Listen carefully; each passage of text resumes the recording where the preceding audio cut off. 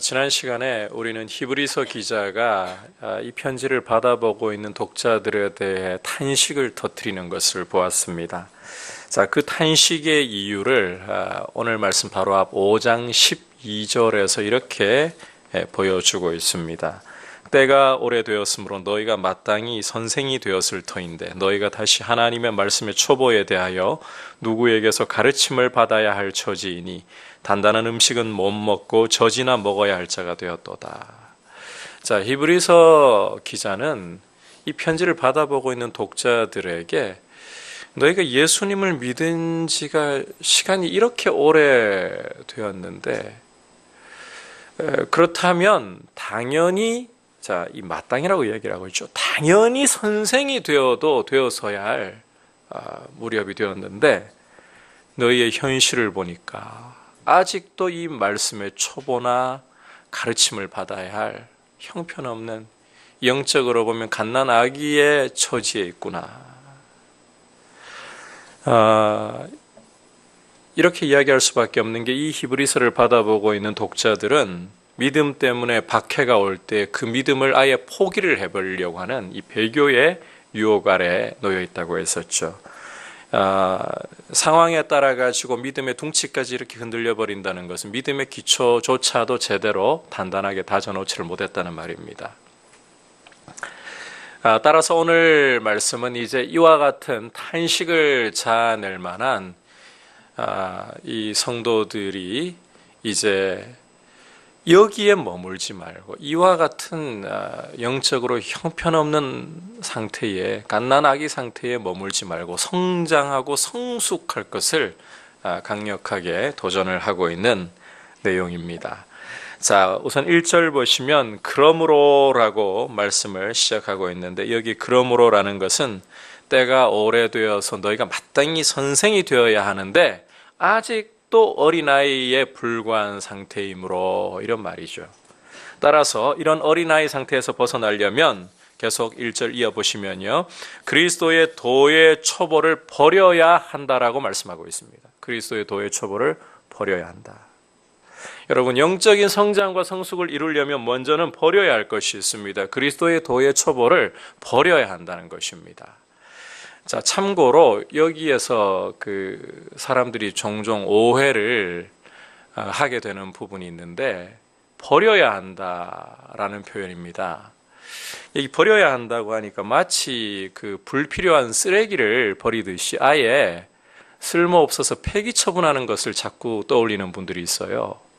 그래서 제가 과거에 이야기를 하다 보면 교회의 가르침에 대해서 제대로 받아들이지 못하는 분들 중에 이런 이야기를 하는 분들이 있더라고요. 히브리서 6장 말씀을 보면 도의 초보를 버려야 된다라고 분명히 말씀하지 않습니까? 우리말 이 번역만 딱 붙은 채로 그래서 교회에서 십자가 이야기를 하고 믿음 이야기를 하고 그 이상 더 깊은 이야기를 갖다가 안 하는데, 이게 도의 초보를 벗어나지 못하고 있는 그런 것 아닙니까? 그러니까 좀 더 뭔가 깊은 이야기를 해주는 부분이 있어야 하지 않겠습니까? 그런 분들 거의 보면 이단으로 빠져요.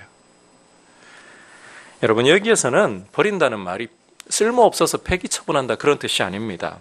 자, 2절 후반부를 보시면 버린다는 것의 의미를 보다 구체적으로 이렇게 번역을 하고 있어요. 털을 다시 닦지 말아야 한다.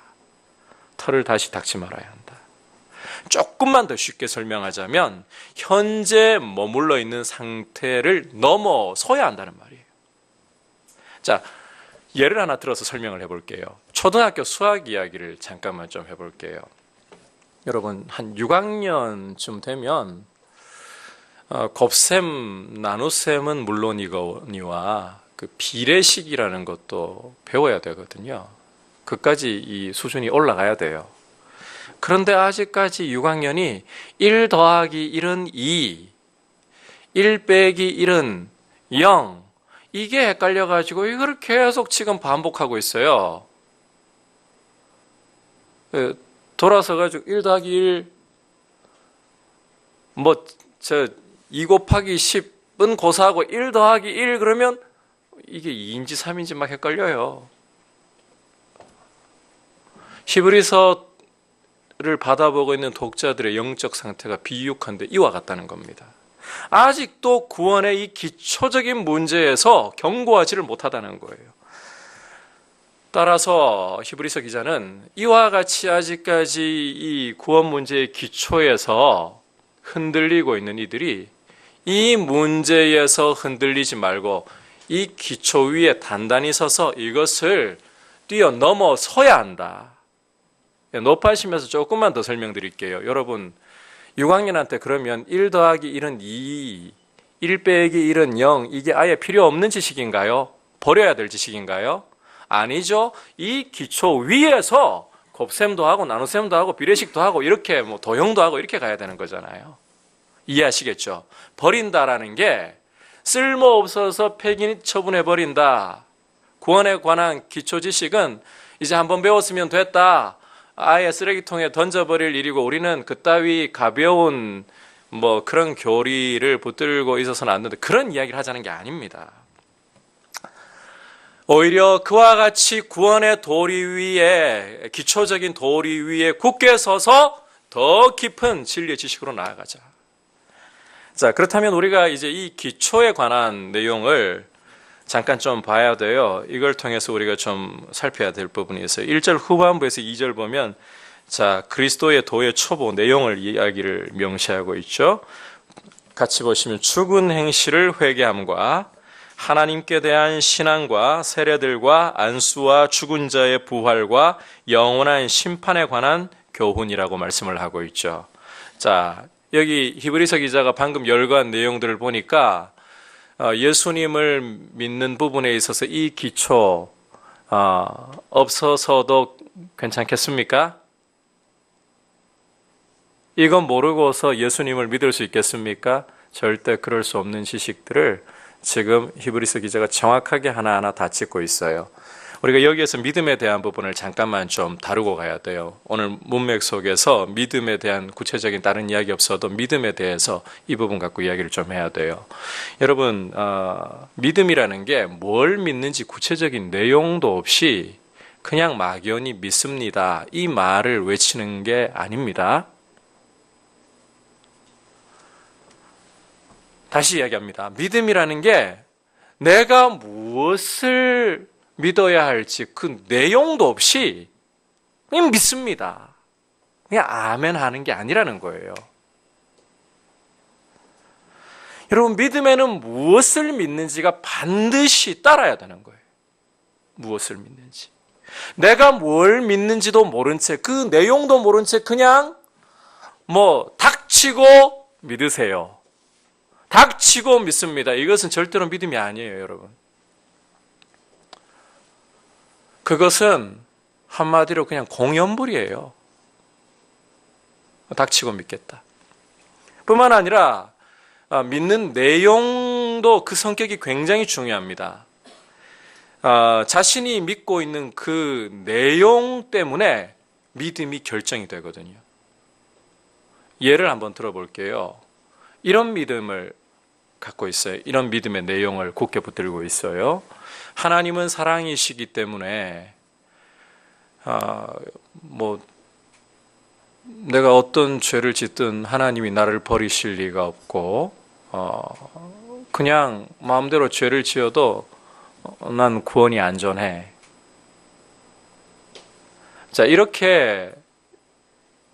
내용을 가지고 나는 믿고 있다. 믿음을 가지고 있다. 여러분, 과연 이게 어떤 믿음이라고 할 수 있을까요? 제가 방금 예로 들어드린 이 내용은 전혀 성경적이지 않아요. 하나님의 사랑을 왜곡해서 이야기를 하는 거예요. 따라서 이것은 가짜예요. 믿음이라고 하지만 가짜인 거예요. 그래서 여러분, 믿음이라는 것은 분명하게 진리라는 내용을 바탕으로 하고, 그리고 이 내용은 성경에서 나온 것이어야만 되는 거예요. 히브리서 기자는 지금 그 작업 분명히 해주고 있습니다. 지금 이 그리스도의 도의 초보에서부터 헷갈리고 흔들리고 이들에게 믿음의 내용을 분명히 보여주고 있어요. 여러분, 이게 구약에서부터 지금 가르치고 있는 내용이잖아요. 그래서 히브리서를 받아보고 있는 독자들은 이 분명한 내용을 가지고 믿음의 기초를 단단히 해야 된다는 거예요.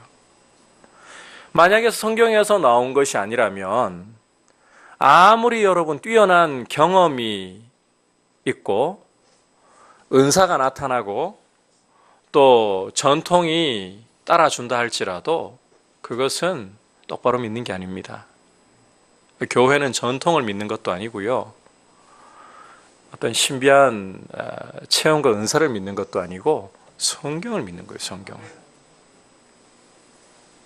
만약에 성경에서 나온 게 아니라면 여러분, 우리가 다른 교회에서는 이렇게 전통을 가져왔더라, 그런데 그게 반성경적이잖아요. 그런 전통들은 불태워버려야 돼요. 과감하게 화장장에 끌고 가서 아예 살라서 없애버려야 돼요. 그 정도로 우리가 반성경적인 것에 대해서 교회는 거부를 해야 돼요. 다시 이 히브리서 독자들에게로 좀 돌아와 볼게요. 이렇게 이들이 명확한 믿음의 내용을 가지고 이 믿음의 기초부터 단단히 하고 난 후에 히브리서를 받아본 이 독자들, 여기서 멈출 게 아니라 넘어서야 된다. 이제는 더 앞으로 나가야 된다는 거예요. 어디까지 나가야 되느냐? 2절 끝부분, 뭐라고 말씀하고 있습니까?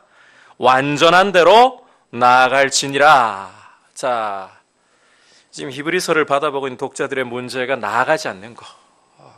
이 진리의 기초부터 지금 왔다 갔다 하고 있으니까 아예 못 나가죠. 그런데 그리스도인들의 목표는 그냥 기초를 단단히 세운 걸로도 끝나는 게 아니에요. 완전한 대로 나아가야 되는 거예요. 여기 완전한 데라는 곳이 어디를 가리키는 걸까요? 우리가 그 완전함 그러면 보통 떠올리는 이미지가 어떤 게 있습니까? 아예 죄를 안 짓고 아무런 그 흠도 점도 없는 무결점 상태를 자꾸 완전함으로 떠올리죠. 그게 하나님께는 당연한 이야기예요. 그런데 하늘을 떠나서 우리 해 아래에 있는 인생에게로 이 문제, 완전함이라는 문제를 가지고 오면 과연 죄 하나 없이, 실수 하나 없이 무결한 그러한 상태를 논하고 이야기할 수 있을까요? 죽었다 깨어나도 없습니다. 따라서 여기 히브리서 기자가 말하고 있는 이 완전함이라는 것은 문맥만 참고를 해봐도 실수하지를 않아요. 5장에서부터 이어져 오는 문맥을 보면 지금 어떤 이야기를 하고 있습니까?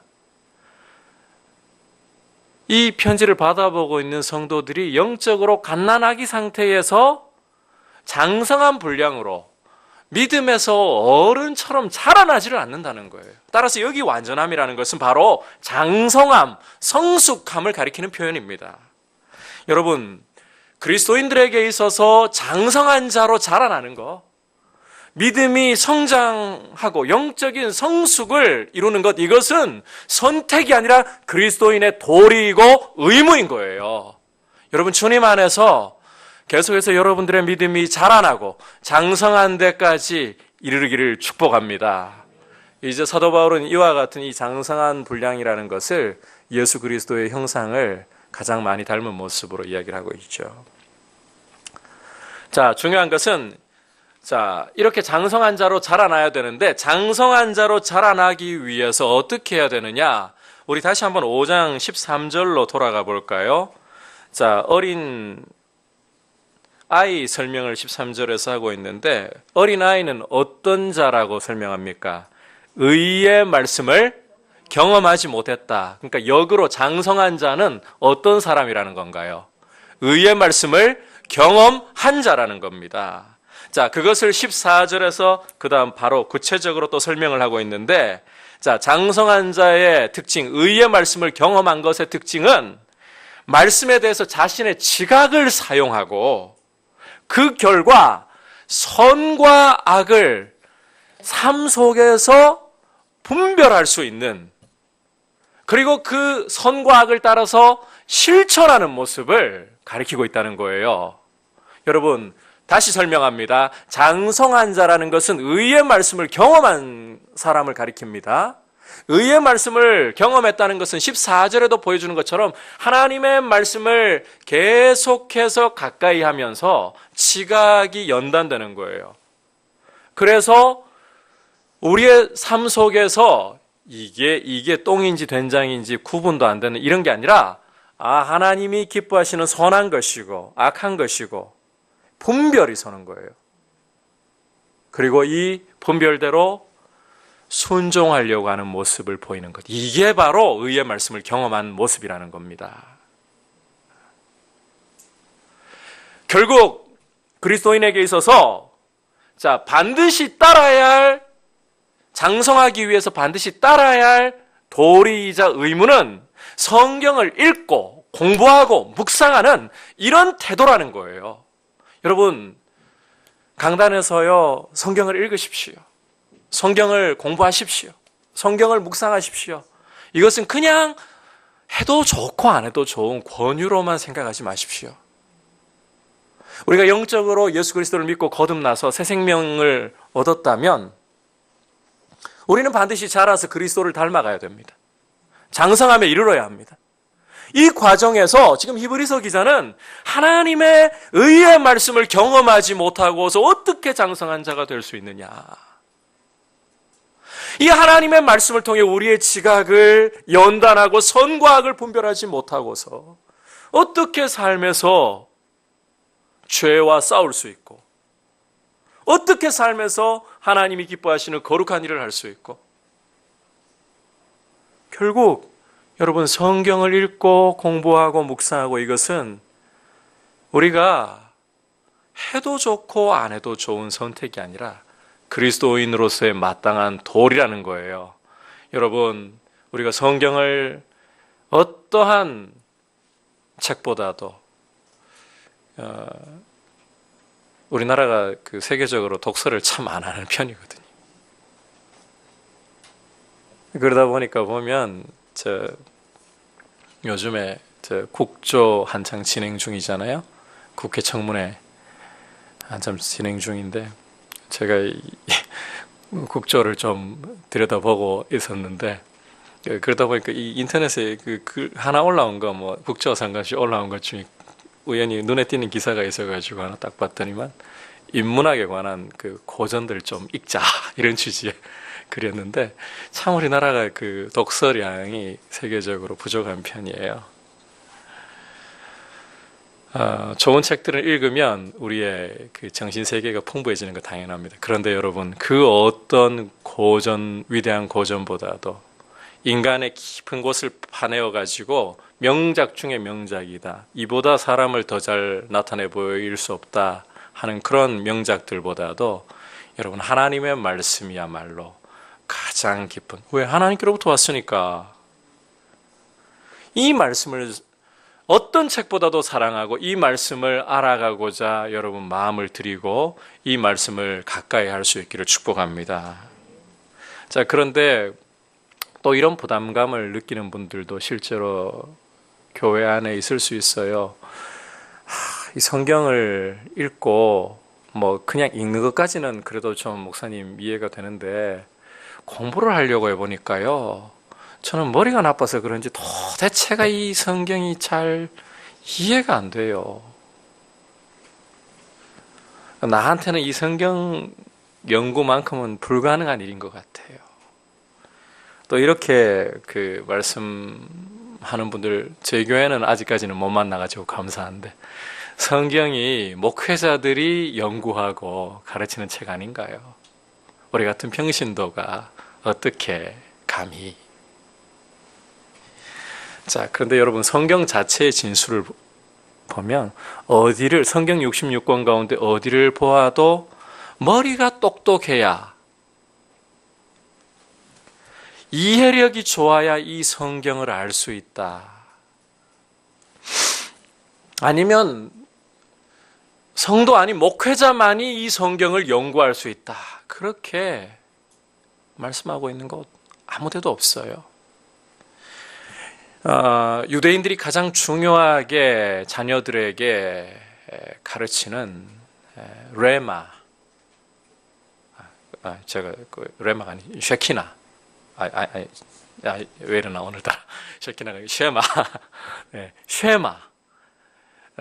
신명기 6장 말씀이잖아요. 이 쉐마 말씀을 보면 집에 앉았을 때든지 길을 갈 때든지 누웠을 때든지 일어날 때든지 어디에 있든지 이 율법의 말씀을 너희 자녀들에게 가르치며. 여러분, 신약을 이야기하는 것도 아니고요, 모세오경을 가르쳐요. 우리가 성경 읽으면서 제일 먼저 읽다가 좌절하는 부분이 어디부터입니까? 출애굽기 25장부터 성막 나오기 시작하면서부터. 레위기에 가면 그냥 늪에 이제 빠져버려가지고 헤어나오지를 못해요. 번제부터 시작해가지고 이 5대 제사와 정결법들 들어가면서. 민수기, 간신히 늪을 헤어나왔다 해도 민수기에 숫자 세는데 또 지쳐가지고 퍽 쓰러져 버려요. 이거를 자녀들에게 가르치며 어려서부터요, 이게 그냥 그 유대인들이 그 말씀을 배우는 게 입으로, 그 당시엔 책이 없잖아요. 오늘날처럼 책이 없고 구전으로 주로 전수합니다. 이 기록되어 있는 것은 제사장이라든지 소수의 사람들만, 지도자들에 해당하는 소수의 사람들만 이 두루마리를 갖고 있어요. 그래서 구전으로 전수를 해주는 거예요. 제사장이 읽어주면 듣고 또 자녀들에게 구전으로 전수하고 거의 암송할 수준으로 가르치라는 거예요. 아이들에게. 그리고 한 가지 더, 성경이 말씀하고 있는 미련하고 어리석은 자는 여러분, 머리가 나빠서 덜 떨어진 사람 가리키는 게 아닙니다. 오히려 하나님의 말씀을 거부하고 멀리하는 사람을 성경은 악한 자, 미련한 자, 어리석은 자라고 분명하게 가르치고 있습니다. 따라서 이해력의 여부는 성경을 알아가는 문제에서 걸림돌이 되게 하면 안 돼요. 물론 여러분, 이 편차는 생길 수 있어요. 똑같이 말씀을 1을 이야기를 해도 어떤 사람은 깨닫는 게 5일 수 있고 10일 수 있고 또 1인 사람도 있고, 이 차이는 있을 수 있어요. 그런데 구원에 이르고 믿음이 자라는데 방해될 만큼 우리의 지적인 능력이 장애물이 되는 경우는 없습니다. 따라서 내가 머리가 좀 기억력도 이전 같지 않고 또 남들보다 이해하는 능력이 좀 떨어진다고 해서 하나님 말씀을 알고자 하는 노력을 게을리해서는 안 되는 거예요.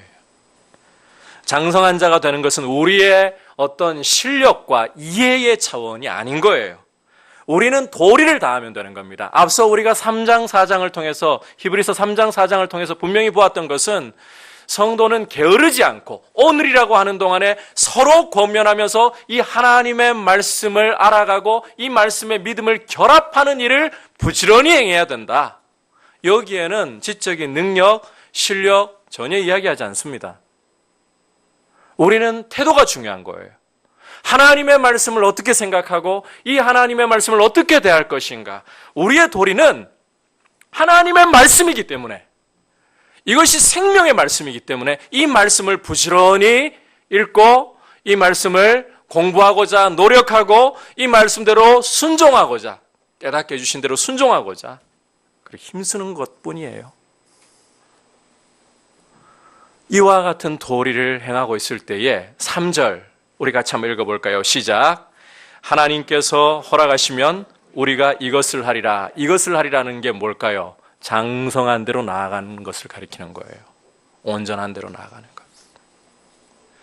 여러분, 우리가 우리의 도리를 행할 때에 성경을 깨닫고 성경대로 살아가는 것은 우리의 실력과 우리의 지적인 능력이 아니라 하나님의 능력으로, 하나님의 은혜로 자라가는 일이에요. 이 일을 허락해 주신다는 거예요. 따라서 우리는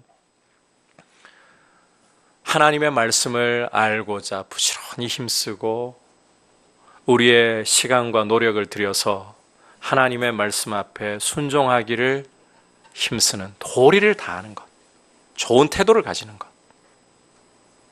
나머지 이 성장과 성숙은 누가 주시는 것이다?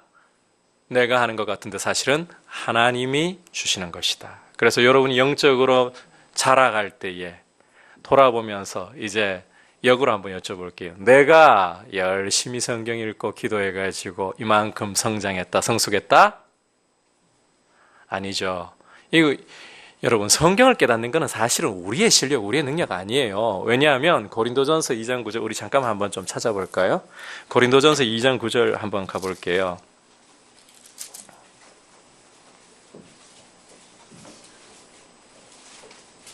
신약 265페이지 고린도전서 2장 9절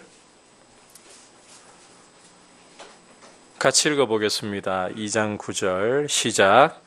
기록된 바 하나님이 자기를 사랑하는 자들을 위하여 예비하신 모든 것은 눈으로 보지 못하고 귀로 듣지 못하고 사람의 마음으로 생각하지도 못하였다 함과 같으니라. 10절 계속. 오직 하나님이 성령으로 이것을 우리에게 보이셨으니 성령은 모든 것 곧 하나님의 깊은 것까지도 통달하시느니라. 여러분, 여러분께서 생각하고 떠올릴 수 있는 최고의 명문대학 이름 한번